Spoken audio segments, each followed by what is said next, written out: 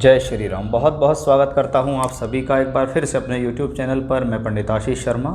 मेरा आज का ये वीडियो रहने वाला है सिंह राशि के जातकों के लिए, यानी यह वीडियो चंद्र राशि पर आधारित है कि सिंह राशि के जातकों के लिए आगामी 3 महीने अक्टूबर, नवंबर और दिसंबर कैसे रहेंगे। गोचरीय अवस्था से आपकी राशि से कौन सा ग्रह किस भाव में बैठकर क्या फल दे रहा है, ग्रहों की युति, ग्रहों का राशि परिवर्तन, ग्रहों का गोचर एक राशि से दूसरी राशि में जाना, एक दूसरे की राशि में होना, शनि और वक्री जैसे ग्रह जो वक्री अवस्था में चल रहे हैं वो दोनों इस दौरान मार्गी भी हो जाएंगे, तो उनका आपके जीवन में क्या होगा। क्योंकि हम यहाँ जीवन के सभी मुख्य पहलुओं के बारे में बात करेंगे, फाइनेंस को लेकर, पैसे को लेकर, आमदनी, प्रोफेशनल लाइफ, आपका प्रमोशन, तरक्की, स्थान परिवर्तन, educational life, married life, health, business, भाग्य, सभी को लेकर हमारे यहाँ विस्तृत रूप से चर्चा होने वाली है। तो आइए शुरुआत करते हैं कि आपके सामने जो गोचरीय स्थिति है ये अक्टूबर, नवंबर और दिसंबर तीनों महीनों की ग्रहों की गोचरीय स्थिति है, जिसको मैं स्टेप बाय स्टेप आपको समझाने का प्रयास यहाँ करूँगा। क्योंकि जो लोग ज्योतिष में विश्वास रखते हैं, ज्योतिष में इंटरेस्ट रखते हैं, वो इस चीज़ को देखते भी हैं, वो इस चीज़ को समझते भी हैं, क्योंकि उनको पता है ये गोचर है और गोचर के फल चंद्रमा पर ही आधारित होते हैं। इसलिए यह वीडियो चंद्र राशि पर आधारित है। आइए शुरुआत करते हैं। सबसे पहले हम ये जान लें कि इस महीने में जब अक्टूबर का महीना ये आएगा तो जो शनि है वो 23 अक्टूबर को मार्गी हो जाएंगे। यानी शनि आपकी राशि से छठे और 7वें घर के मालिक हैं। शनि ये वक्री अवस्था में चल रहे हैं, छठे घर के अंदर ये मार्गी हो जाएंगे। शनि का छठे घर में जाना कोई ख़राब नहीं है। छठे घर का शनि अगर अपनी ही राशि का हो लेकिन वक्री हो जाए तो ये वो ग्रह होता है जो रोग देता भी है और रोग का निदान भी देता है। लेकिन वक्री ग्रह का छठे घर में जाना बहुत बार ऐसा देखा जाता है हेल्थ इश्यूज़ देता है। पुराने समय में बीमारी हुई, फिर बीमारी हो गई, हेल्थ इश्यूज़ आ गए, पहले कोई बीमारी थी फिर से कोई बीमारी सामने आ गई, या फिर से पुरानी वाली बीमारी दोबारा से जीवन में आ गई है। ये इस शनि की बदौलत दिखाई देता है कि शनि का वक्री होना परिस्थिति से लड़ने की क्षमता तो देता है, अगर किसी प्रकार की बीमारी हो जाए तो उसको कवर करने में सक्षम होगा। शनि अगर छठे घर में वक्री होता है रोग प्रतिरोधात्मक क्षमता देता है, आपके धैर्य को बढ़ाता है। कहीं ना कहीं आप अपने जीवन में अपने धैर्य से, अपनी हिम्मत, साहस से जीवन में आगे बढ़ते हैं। लेकिन ये ग्रह बीमारी देने में सक्षम है। हेल्थ से रिलेटेड इश्यूज अभी 23 अक्टूबर 2022 तक शनि मार्गी होंगे, तब तक वक्री ही रहेंगे, तब तक थोड़ा स्वास्थ्य का विशेष ध्यान आपको यहाँ रखना होगा। क्योंकि शनि आपकी राशि से सप्तम का मालिक भी है, इसलिए इस दौरान पति पत्नी के बीच में कुछ मतभेद या जीवन साथी के स्वास्थ्य में कोई लाभ, स्वास्थ्य हानि हो रही है, वह भी इसी कॉम्बिनेशन से देखी जाती है। यही शनि आपको टूर से, ट्रैवलिंग से, यात्राओं से फ़ायदा दिलाता है। कभी कभी ऐसा ग्रह बहुत बड़ी यात्रा, कोई विदेश यात्रा कराने में भी सक्षम होता है। क्योंकि ये सप्तम भाव का मालिक है, छठे घर में वक्री है, इसलिए विवाह से संबंधित भी कोई बहुत अच्छे चांसेस ये ग्रह नहीं देता है। यानी इस ग्रह को अगर विवाह से संबंधित सुख चाहिए या विवाह कराना चाहिए तो कम से कम इसे छठे भाव से निकलकर सप्तम भाव में आना पड़ेगा। वो कब आएगा? ये जनवरी में आएगा, 17 जनवरी को। तो तब तक शनि का संघर्ष बना रहेगा, लेकिन वक्री होने के बाद जब ये मार्गी होंगे तो आपके लिए कुछ ना कुछ अच्छे रास्ते खुलेंगे। वहीं दूसरे ग्रह हैं बृहस्पति। अच्छी बात क्या है कि बृहस्पति राशि से अष्टम भाव में है। राशि से अष्टम भाव में दो ही ग्रह ऐसे होते हैं जो सदैव धनकारी माने गए हैं, एक बृहस्पति और एक बुध। शास्त्रों में इसको पढ़ने के लिए अगर कभी मौका मिले तो पढ़ना कि अष्टम भाव में बैठा हुआ बृहस्पति या अष्टम भाव में बैठा हुआ बुध धनदायक इसलिए होता है क्योंकि वो शुभ ग्रह है, नेचुरल, और नेचुरल शुभ ग्रह होते हुए वो यहाँ से बैठ के आपके धन भाव पर दृष्टि देते हैं। यानी लगातार बृहस्पति का धन भाव पर प्रभाव किसी न किसी साधन से धन दिलाता है। हाँ, बृहस्पति है, वक्री है, थोड़ा पेमेंट आने में डिले हो सकता है, पैसा कहीं रुक सकता है, पैसा कहीं फंस सकता है, पैसा निकालने के लिए और पैसा लगाना पड़ेगा, लेकिन आपको सब कुछ मिल जरूर जाएगा। यानी ऐसा ग्रह थोड़ा सा रुकावट करा सकता है, लेकिन नुकसान वाला ग्रह ये नहीं है। वो बृहस्पति पंचमेश भी है, यानी पंचम का मालिक होकर जब वो यहाँ पर बैठा हो तो ये स्थिति शोध के कार्यों के लिए अच्छी है, एजुकेशन के लिए अच्छी है, आपको जीवन में आगे बढ़ाने की प्रेरणा देती है। लेकिन ऐसे समय में शॉर्टकट्स ना अपनाएं, जुए, सट्टे, लॉटरी, शेयर मार्केट से दूर रहें, अन्यथा आपको ये ग्रह नुकसान दे देगा। अन्यथा एजुकेशनली ये कॉम्बिनेशन अच्छा है, शिक्षा में प्राप्ति के लिए अच्छा है। अब आपकी राशि के जो लॉर्ड हैं वो कौन है? सूर्य देव है, यानी सूर्य का गोचर आपके लिए बहुत ज़्यादा जरूरी हो जाता है। बृहस्पति के बारे में, बृहस्पति मार्गी भी होंगे, लेकिन बृहस्पति 24 नवंबर को मार्गी होंगे, यानी जब ये मार्गी होकर निकल जाएंगे तो ये दूसरा ऐसा ग्रह होगा जो एक ग्रह छठे में वक्री था, एक ग्रह अष्टम में वक्री, यानी छठे आठवें में बैठे हुए ग्रह हेल्थ के इश्यूज देते हैं। यानी कुछ स्थितियाँ 24 अक्टूबर के बाद अच्छी होंगी, फिर 24 नवंबर के बाद और अच्छी होती चली जाएंगी। अब आपकी राशि के लॉर्ड सूर्य, जब महीना शुरू होता है अक्टूबर का, तो सूर्य बुध और शुक्र के साथ मिलकर एक बेहतरीन धन योग और राजयोग बनाते हैं। वो कैसे हैं कि सूर्य राशि का मालिक होकर धन भाव में अपने से दूसरे घर में है, उसके साथ कर्म भाव का मालिक शुक्र है, और उसके साथ डबल धन योग बनाने वाला ग्रह बुध भी है। अब आपके कर्म भाव का मालिक शुक्र यह नीच है, जिसके साथ उच्च के बुध बैठकर नीच भंग राजयोग का निर्माण कर रहे हैं। इसका मतलब ये राजयोग अपने आप में बहुत बेहतर है।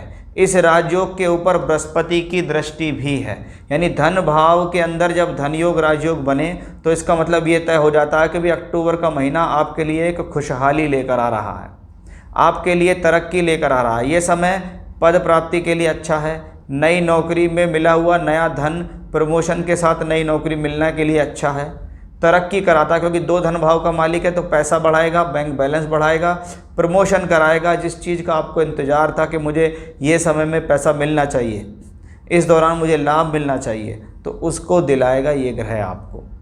यानी सूर्य बुध और शुक्र की युति बहुत बेहतर स्थिति में यहाँ बन रही है, क्योंकि इसके साथ कर्म भाव के मालिक शुक्र भी इन्वॉल्व हैं। इसका मतलब हमने मेहनत की, हमने काम किया, हमने नौकरी की, हमने व्यापार किया और हमको पैसा मिला। ये दूसरे घर में है, फाइनेंस को बढ़ाता है। जो लोग पैसे से संबंधित काम करते हैं, फाइनेंस का काम करते हैं, पैसे की लेन देन से संबंधित कोई उनका काम है, ब्रोकरेज का काम करते हैं, उनके लिए ये कॉम्बिनेशन और अच्छा हो जाता है। तो कुल मिलाकर ये कॉम्बिनेशन धन के लिए अच्छा है। अब इसमें परिवर्तन देखिए स्टेप बाय स्टेप कैसे आने वाले हैं। सबसे पहला परिवर्तन आता है हमारा शुक्र से, कि शुक्र 18 अक्टूबर तक यहाँ है, फिर ये अपनी राशि से तीसरे घर में स्वराशि के हो जाएंगे।